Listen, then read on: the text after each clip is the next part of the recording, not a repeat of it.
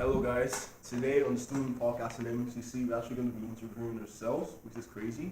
Like it also shows you that, like normally teachers will be interviewed, but it's going to be students. So we have my best friend here, and the guy behind basically most of this stuff that we're doing, it's Wade Terrace. Terrace? Terrace. Yo, my bad. Okay.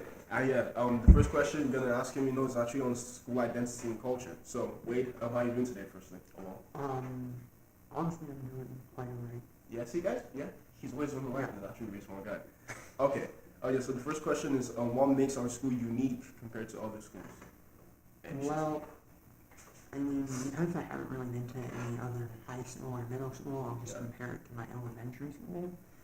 And what makes it different is, I guess, more the involvement of everyone, with students and staff just doing different events and helping each other out all the time. It's like, not that that didn't happen in my elementary school, but it's an elementary school, so it's more focused on learning the basics so that you would do better. Whereas here, it's more is, I guess, diversified, depending in events and programs and that kind of stuff. That's a really good answer. I don't lie. Like even though it's just like once we've been to, I still understand. Where you're coming from here. Okay, so the second question is, who or what has been most influential in your school experience? So that can be either teachers, parents, community, anyone, something like that. Probably the most influential thing on my student life has been probably the other students around me, mainly my friends, like Wayne, great guy. Because they're the people I see the most, I talk with the most, and it's more than teachers, because teachers I generally talk with about school and assignments and that kind of stuff, whereas my friends, it kind of gets a little bit, not super heart-to-heart personal, but just generally talking about interests and that kind of stuff. So I'd say that other students had the most influence on that. Okay, really good answer. Okay, so the third question, what's your favorite subject or class and why? My favorite subject, out of everything, my favorite subject to learn about was definitely biology, because that's just what I'm interested in. I find it, the genetics, DNA, all that kind of stuff.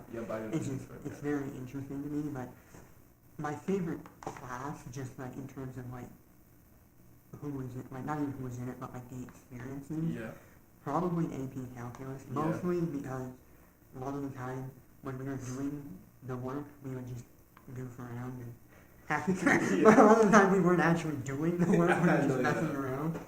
But I think that that's my favorite class in terms of experiences outside of learning, but my favorite subject to learn about would be biology. Okay, that's true, really good answer, because that AP class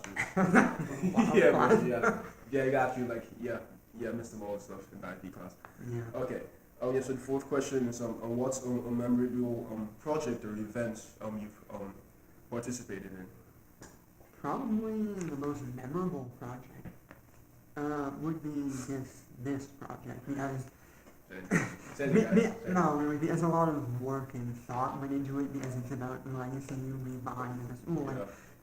Right now, it may not seem to a lot of people like the legacy that you leave behind as a student in high school might not seem that important, but who knows, 10 years from now, you might care a lot about it. So. Just like this podcast itself, it's actually going to leave a legacy, because students like us, also teachers and staff or whatever, more interviews coming soon, guys. And there'll be more people, right? In the future, just like the MUCC, so that's it's going to leave a huge legacy. You're right. Just the thought and all that went into it was. Actually, because when we actually speak about the school community from different perspectives, actually really good. Good perspectives. Okay, so the fifth question we to ask you is, what changes or improvements would you like to see in the MUCC? Changes, I think the biggest change I'd like to see would be the presentation of different not even just sports, but different clubs and athletics throughout the school, especially as an MUCC.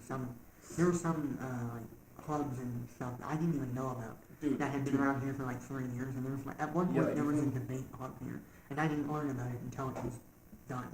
Dude, even me, like when I first came to MCC, I did not know any clubs who even existed like until like I know like so like the posts and NSB and stuff like that, Yeah. So well, more presentation. And even with some sports teams, I know there are some sports in our school that do better than others, so they're more celebrated. But it would be nice to just have that, just a little bit more recognition for maybe some of the sports that don't do as well. Yeah. But I mean, they're still important because it's part of the school, right? Yeah. Yeah, thank you, Wade, for that. Yeah, that's actually a really good answer, Amalai. And now, the last and bonus question. What advice will you give to new students joining MUCC? Advice to new students. I'd say probably my best advice to new students coming here would be to not only focus on your grades, although they are important, you shouldn't leave them to just do whatever, but to just kind of be who you are or who you want to be. Yeah.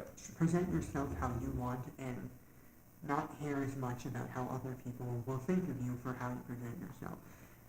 Because while yes, it's a big, from an elementary school, even the ones here in Melbourne, it's a daunting change. There's a lot more people here than in your elementary school, and and even just the culture and how things are done is significantly different. Yeah. So if you try to, bundle yourself up and present yourself as someone you don't want to be or someone you know you're not, it can have a very negative emotional impact on you. Whereas if you present yourself as who you are or who you want to be, there's no thing who you want to be can change. If you present yourself that way, you'll find, well, not necessarily, but you're more than likely going to find people who are willing to accept you for who you are. Just like Wade. Yeah, you're like Wade. Well, so that's a really good answer. And sadly, like the podcast with Wade has actually like come to the end right now. This episode, with Wade. So like next episode is gonna be with me, I guess. Next segment, yeah. Okay, so like, Wade actually has a lot of wisdom there, and actually let us on this podcast. So next episode, will be about me. That's the end, I guess. Right. We'll say something to you.